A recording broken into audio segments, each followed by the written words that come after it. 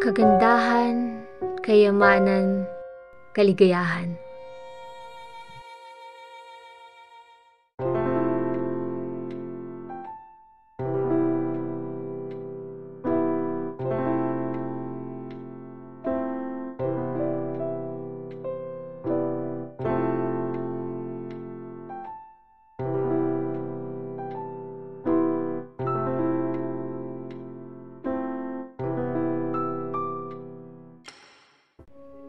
Paulita Gomez nga pala ang aking pangalan.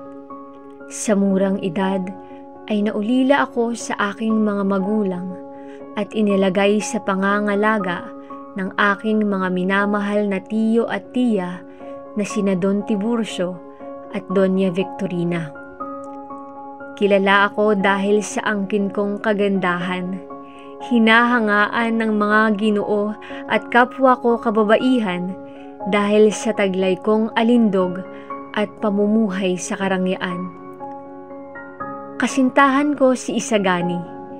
Labis naming iniibig ang isa't isa, ngunit ang mga kagustuhan at pangarap namin ay hindi magkatugma.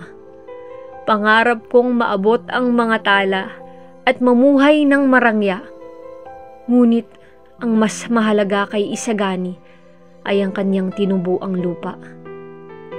Labis akong nalulungkot dahil hindi ang buhay na gusto ko ang pinaplanong buhay ni Isagani para sa aming dalawa. Iniisip kong magiging madilim ang aking hinaharap kung siya ang pipiliin kong pakasalan at makasama habang buhay. Kaya sa kabila ng pagsinta ko kay Isagani, mas pinili kong mapakasal kay Juanito Pelaez na anak ng isang mayamang negosyante, sapagkat alam kong ang lahat ng mga pangarap at gustuhin ko sa buhay ay mapagbibigyan niya. Pinili ko lang ang sa tingin kong pinakamahusay at pinakamabuti para sa aking maliwanag na bukas. Sabihin man nilang makasarili o hindi ko iniibig ang aking bayan, ang iniisip ko lamang ay kung ano ang pinakamabuti para sa aking sarili at sa aking kinabukasan. Sapagkat sa huli, hindi puso ang laging naghahari.